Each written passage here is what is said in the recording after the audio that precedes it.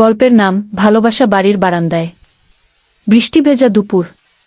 ধানমন্ডির এক পুরনো দোতলা বাড়ির বারান্দায় দাঁড়িয়ে ছিল নীলিমা। হাতে ধরা এক কাপ গরম চা। বৃষ্টি তার শাড়ির আঁচলে হালকা ছোঁয়া দিচ্ছিল, আর তার চোখ ছিল দূরে গাছের পাতায় জমে থাকা জলের ফোঁটার দিকে। এই বাড়িটা তার শ্বশুর বাড়ি, তবে আজকাল মনে হয় এটাই তার সবচেয়ে আপন আশ্রয়। নীলিমার বিয়ে হয়েছিল 6 বছর আগে আরিয়ান আহমেদের সঙ্গে।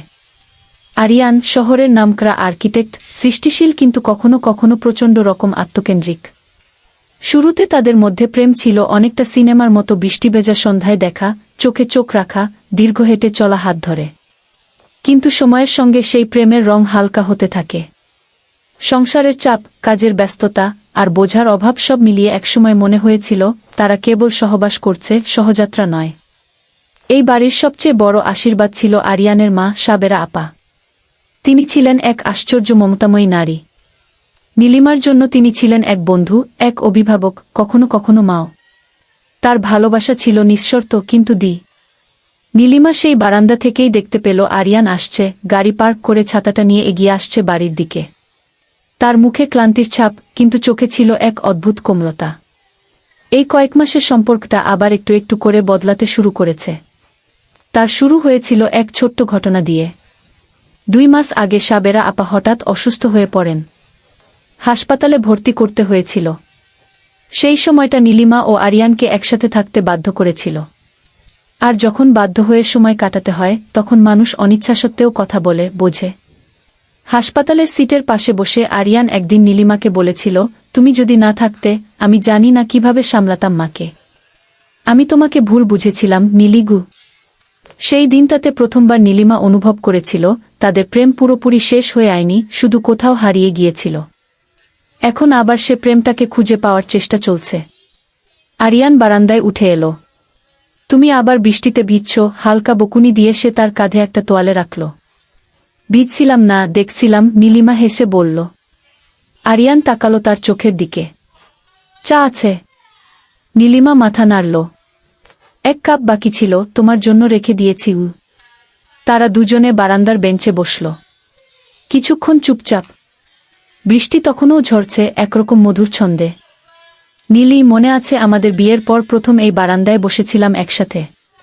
হ্যাঁ, তুমি বলেছিলে এই বাড়ি একদিন আমরা নিজের মতো করে সাজাবো গু। আমি বলেছিলাম। আরিয়ান একটু লজ্জা পেল। তাহলে এখন বলছি আবার। চলো বাড়িটাকে নতুন করে সাজাই। শুধু বাড়ি না, আমাদের জীবনকেও। নীলিমা চুপ করে তার দিকে তাকিয়ে রইল। এমন কথা সে বহুদিন পর শুনল। কিন্তু সে জানে কথা বলা সহজ, পালন করা কঠিন। তবুও কিছু অনুভব হচ্ছিল তার ভেতরে, পুরনো সেই ভালো লাগার রেশ যেন আবার জেগে উঠছে। এরপরের কয়েক সপ্তাহে তারা সত্যিই একসাথে বসে প্ল্যান করল। বারান্দায় ঝুলন্ত গাছ লাগানো হলো, বসার জায়গায় কাঠের নতুন সোফা, দেয়ালে পুরনো পারিবারিক ছবির গ্যালারি। রান্নাঘরে নীলিমার পছন্দমতো সাদা টাইলস, আরিয়ানের প্রিয় কাঠের ফিনিশিং। সন্ধ্যাগুলোতে দুজন একসাথে বসে গান শুনত আর হালকা চায়ে চুমুক দিত। সাবেরা আপা সুস্থ হয়ে ফিরলেন এক সন্ধ্যায়। বারান্দায় পা দিয়েই চোখে জল এসে গেল তার। তোমরা তো বাড়িটাকে স্বর্গ করে ফেলেছ। আর নীলিমা মুচকি হেসে বলল, এখন তো পরিবারও আগের চেয়ে অনেক সুন্দর হয়ে উঠেছে গিউ। এক রাতে যখন চারদিকে নিস্তব্ধতা আর বাইরে বৃষ্টির শব্দ কেবলমাত্র ব্যাকগ্রাউন্ড সঙ্গীত হয়ে আছে, আরিয়ান হঠাৎ নীলিমাকে জড়িয়ে ধরল। আমি তোমাকে নতুন করে ভালোবেসে ফেলেছি, জানো? আমি তো সেই পুরনো ভালোবাসাটাকেই আবার খুঁজে পেয়েছি, নীলিমা ধীরে বলল। এই প্রেমটা সিনেমার মতো ছিল না কখনো। তাতে ছিল না ফুল চিঠি কিংবা নাটকীয় মোড়। তাতে ছিল প্রাত্যহিক ছোট ছোট ভুল, কিন্তু ছিল ক্ষমা। ছিল অভিমান, কিন্তু তার চেয়েও বেশি ছিল বোঝাপড়া। এবং সবচেয়ে বড় কথা, ছিল একসাথে থাকার চেষ্টা।